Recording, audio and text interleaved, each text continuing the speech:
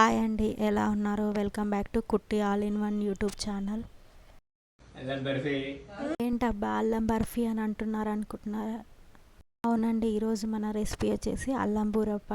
మనకు బస్ స్టాండ్లలో అమ్ముతారు కదా, అలాగే సేమ్ టేస్ట్ వచ్చే విధంగా అల్లం బూరప్పని ఎలా చేసుకోవాలో చూద్దామా.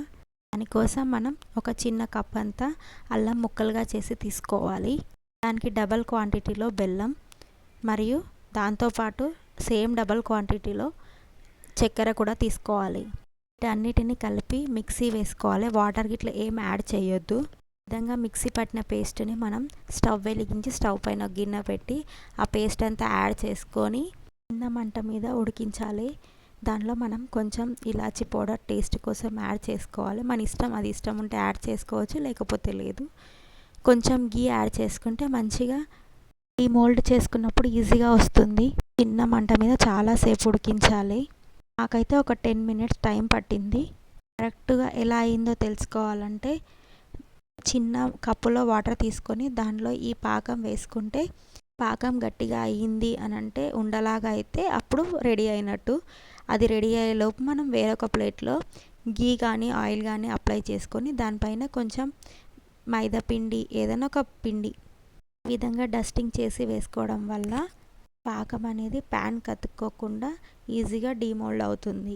చూడండి, నేను ఇక్కడ చూపిస్తున్నాను. వాటర్లో ఇలాగా వేయంగానే అది మనం పట్టుకుంటే గడ్డలాగా అవ్వాలి. ఈ విధంగా అయ్యింది అంటే మనకి పాకం రెడీ అయినట్టే. ఇది నేను చేయడం ఫస్ట్ టైం కాబట్టి అయ్యిందో లేదో తెలుసుకోవడానికి నేను చాలాసార్లు ట్రై చేసి లాస్ట్ స్టేజ్లో వచ్చింది. అది మాకు ఒక 10 మినిట్స్ టైం పట్టింది. ఇది ఇలా అవ్వడానికి, ఉడికించడానికి చాలా టైం పడుతుంది, ఒక 10 మినిట్స్. ఖచ్చితంగా మీరు చాలాసేపు కలుపుతూనే ఉండి ఈ విధంగా చేసుకోవాలి, లేకపోతే తొందరగా మాడిపోతుంది. మాడిపోతే మళ్ళీ టేస్ట్ కరెక్ట్గా రాదు. ఈ విధంగా ఉడికిందని చెక్ చేసుకున్నాక స్టవ్ ఆఫ్ చేసి ఇందాక డస్టింగ్ చేసుకున్న ప్లేట్లోకి ఇదంతా యాడ్ చేసుకోవాలి.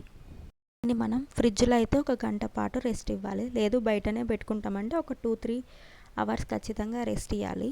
మనం పూర్తిగా చల్లగా కాకముందుకే కొంచెం గోరెచ్చగా ఉన్నప్పుడే ఈ విధంగా ఘాట్లు పెట్టుకుంటే మనకి చల్లగా అయిపోయాక మొత్తం ఈజీగా డీమోల్డ్ అవుతుంది. సగం చల్లగా అయిన తర్వాత ఇలా చాక్తో గట్టిగా అనగానే మనకి ఈజీగా వచ్చేస్తాయి. నచ్చిన షేప్లో ఇట్లా పీసులుగా కట్ చేసుకోవచ్చు. నేను స్క్వేర్ షేప్లో చేసుకున్నాను. మీకు ఏ విధంగా కావాలంటే ఆ విధంగా చేసుకోవచ్చు. టేస్ట్ బయట దొరికే అల్లం బూరప్ప లాగానే సేమ్ యాజ్ ఇట్ ఈజ్ వచ్చింది. 99% అదే విధంగా వచ్చింది. ఈ విధంగా అల్లం బూరప్పను బయట కొనుక్కుండా మనం ఇంట్లోనే ఈజీగా తయారు చేసుకోవచ్చు. మా వాళ్ళు టేస్ట్ చేసి దాని టేస్ట్ ఎలా ఉందో చెప్తారు. ఫస్ట్ టేస్ట్ చేసింది దాన్ని సేమ్ బయట దొరికే దానిలాగానే ఉంది అని చెప్పింది. అదేవిధంగా మా తమ్ముడు కూడా టేస్ట్ చేశాడు. టేస్ట్ చేసి సూపర్ అని చెప్పాడు. లైక్ చేయండి, షేర్ చేయండి, సబ్స్క్రైబ్ చేయండి. Thank you for watching.